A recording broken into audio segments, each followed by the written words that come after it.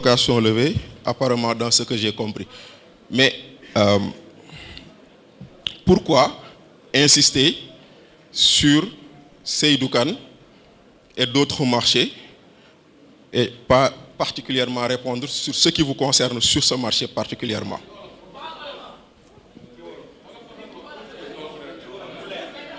Non, laissez, par contre, non, s'il vous plaît.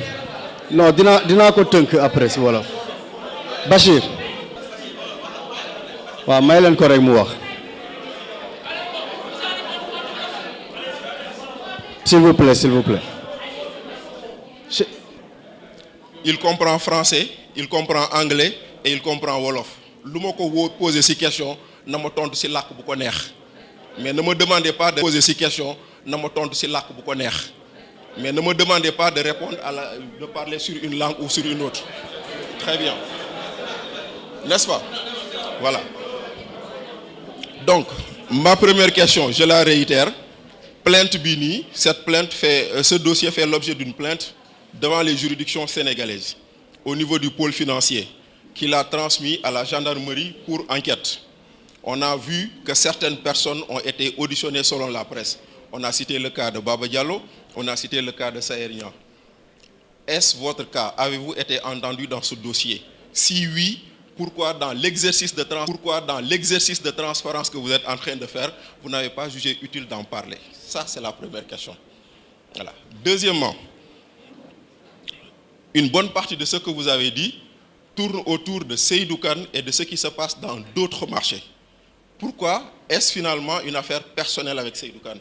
Parce que je veux poser une question. Madame, je ne vous pose pas une question. Vous n'êtes pas le responsable ici, s'il vous plaît.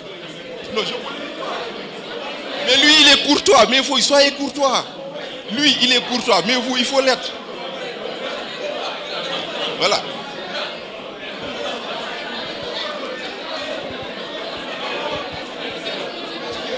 Bachir, une dernière question, comme ça, mon 3. Allez-y. Madame, s'il vous plaît, Bailen qu'on nous pose les questions, ce qu'il veut. Bachir, une troisième question, comme ça on avance. Juste 2 secondes, s'il vous plaît. La salle, s'il vous plaît, 2 secondes. En fait, nous sommes là pour un exercice de transparence. Et honnêtement, sur ce dossier-là, pour nous mettre à l'aise, il faut laisser tout le monde poser toutes ces questions parce que nous avons les réponses à toutes les questions. Voilà. Merci beaucoup. Donc, ma troisième et dernière question, pour ne pas paraître un peu plus longue. Vous avez parlé de phase pilote dans ce que vous avez exécuté. Aujourd'hui, à date, cette phase pilote a permis d'électrifier combien de villages et où est-ce qu'elle se situe? Je vous remercie. Merci beaucoup. Comme on avait dit qu'on allait prendre une série de 3, Lamine. On va permettre au DG mu tontu ñett yi d'abord. Su ko defee après ñu jël yeneen question. Nañ def ñett yi après ñu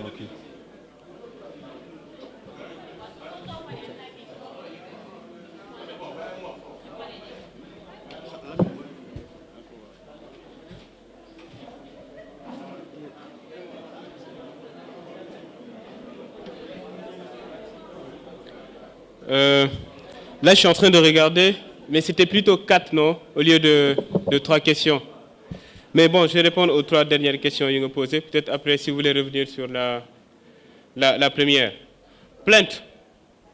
Tout comme vous, hein? Moi, je presse bi la gissé plainte. Ken woowuma, ken audité wuma. Xeyna buñu xolé dossier puisque c'est une plainte contre X. Gis ne man fekkewuma bu ñuy signer contrat ni bu ñuy décaisser 37 milliards moo tax ñu ne waruñu ma woo mais en tout cas ba léegi kenn dégguma ou en tout cas kenn dégluwuma kenn woowuma mënuma nag ci sama présentation ma ne damay afficher li nga xam ne ci presse bi laa ko gisee c'est pas possible. Deuxième question bi, pourquoi insister sur Seydou Kane? Par contre, je pense qu'on a échangé pendant au moins 3 heures. Ci 3 heures, CTS def une présentation, il est resté que sur laser. pendant presque 40 minutes. SG bi ñëw présenté plus de 30 minutes. Il est resté que sur laser. Man ma ñëw def présentation ou en tout cas ñëw expliquer. Je pense que ci sama 30 ou 1 heure yi nga xam ne jël naa ko lu ma wax ci Seydou Kane motul 10 minutes. Donc yow vous permettez toog fi nii jàkkaarloo ak ñëpp séance tenante nga ne sama présentation ci Seydou Kane laa ko accès quand même. ñëpp a ngi fi nii di seetaan ñëpp gis nañ mais par contre su nekkee da ngeen foog ne du ma ci wax si dama ci wax parce que dafay baax sénégalais yi comprendre clairement kan mooy tirer les ficelles oui moom mooy tirer les ficelles c'est ça la réalité donc da ngeen bëgg ñun ñu toog ne noonu duñ ko tudd alors que suñu photo la ñuy afficher partout yéen tout le temps Azer mais dossiers yi ñuy tëdd fi yëpp xam na ne doo leen ci wax parce que intéressé wu leen.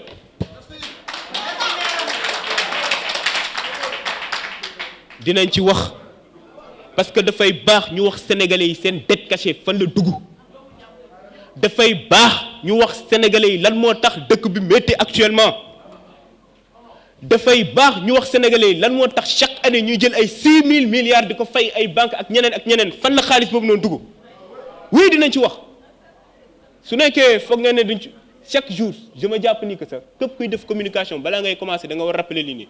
Premier ministre Ousmane mu ko doon wax keroog bu mu demee Fissel il faut ñuy wax sénégalais yi ce qu'il en est ñu comprendre parce que oui yoruñu presse tey presse bi on sait comment c'est donc lu ñu nekk di def comme désinformation day baax su ñu ñëwee ñu leeral su nekkee leeral bi nag ça pose problème ñu mu pose problème ñoom la mais au Sénégalais on pense que soxla nañ leeral.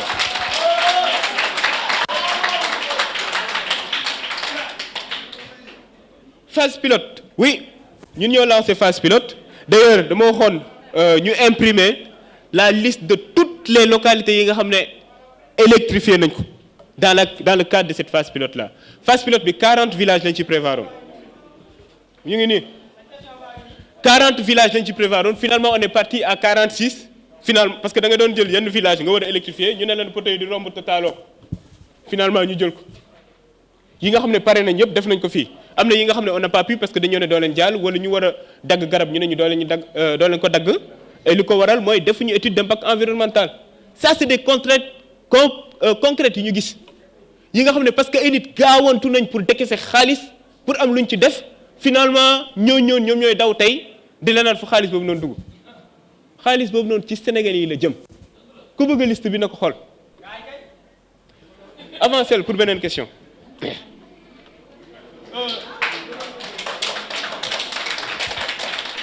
Juste aussi, je viens de me souvenir de la première question, c'était à propos de la correspondance. Oui, gis naa correspondance bi après imputé naa ko waa com. Ils sont en train de préparer une réponse et peut-être su nekkee da nga bëgg ñu ñëw toog ba après la conférence de presse je sais pas ndax amati nga ay questions mais mën nga ñëw. Nous on est disponible.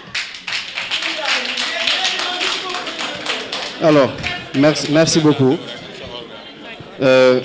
Merci beaucoup. Alors Bachir balaa ñuy Lamine très rapidement s'il vous plaît.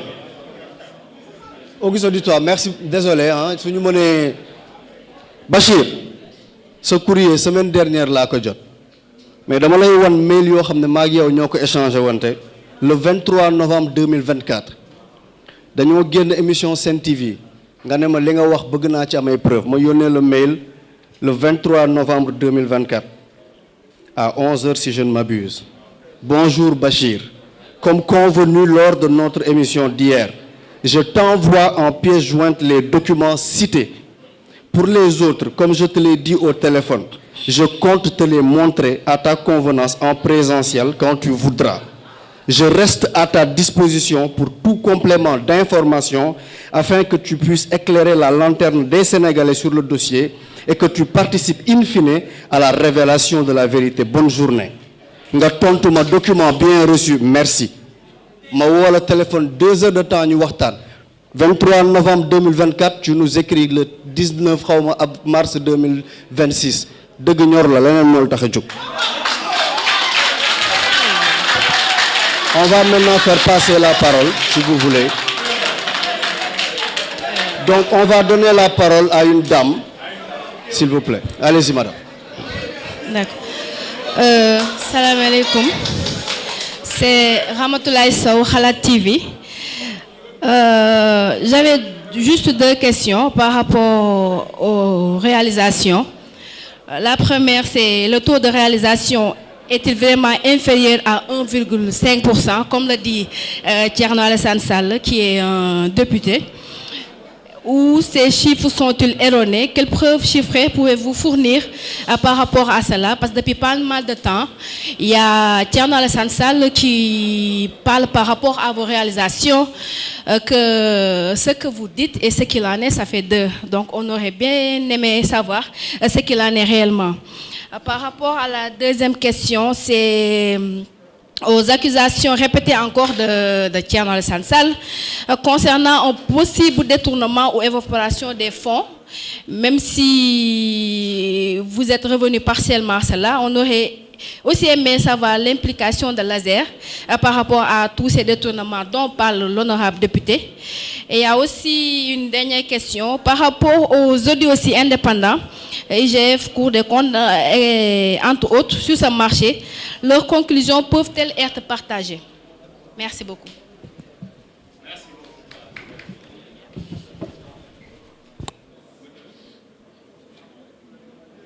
On va prendre une dernière question peut-être pour mu def mu nekk ñett góor de préférence hein.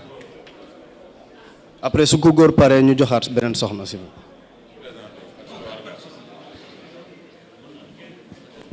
Ok waaw dama bëgg a laaj maa ngi tudd Abdoulaye Ndiaye pour Nianing Info ak Africaline News. Donc li may laajte dafa am ancien régime yaa ngi leen doon wax ne factures yi ñu def dafa bari.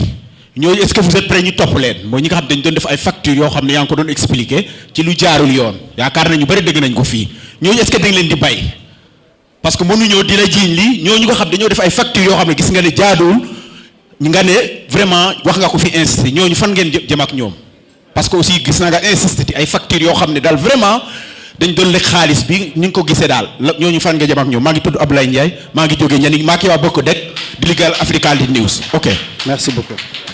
À vous la parole déjà.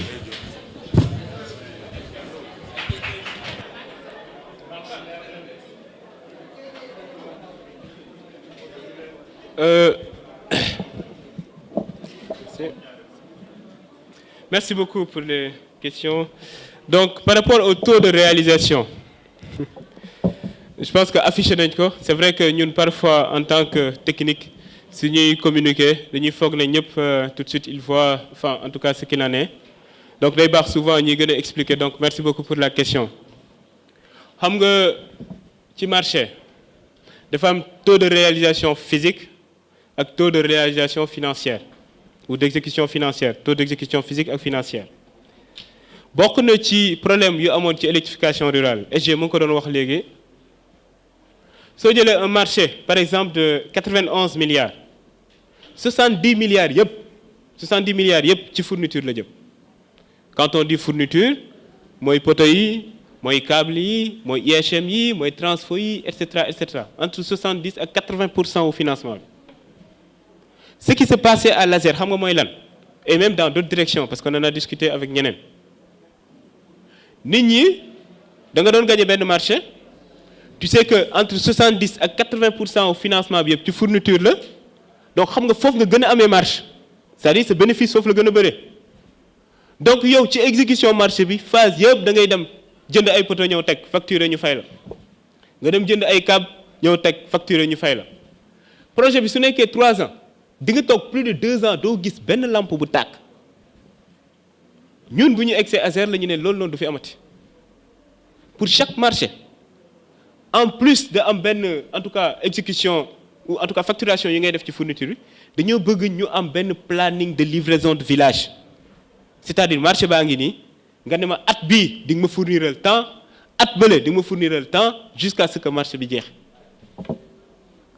Tey par exemple suñu instauré wu loolu maa ngi toogee yéen wax naa ko léegi normalement ci marché bi nii amuñu woon droit taal benn village c'est parce que ñun ñoo ko waxtaanee avec les entrepreneurs ñu accepté ko aussi parce que il faut le dire mu ngi nii taux d'exécution bi wàccal donc quand tu regardes su nekkee da nga jël juste installation et études, tu sais que c'est 1,1%. Mais si on a une facturation, on est à 10,2%. Donc, si les dépenses engagées, 41,1%.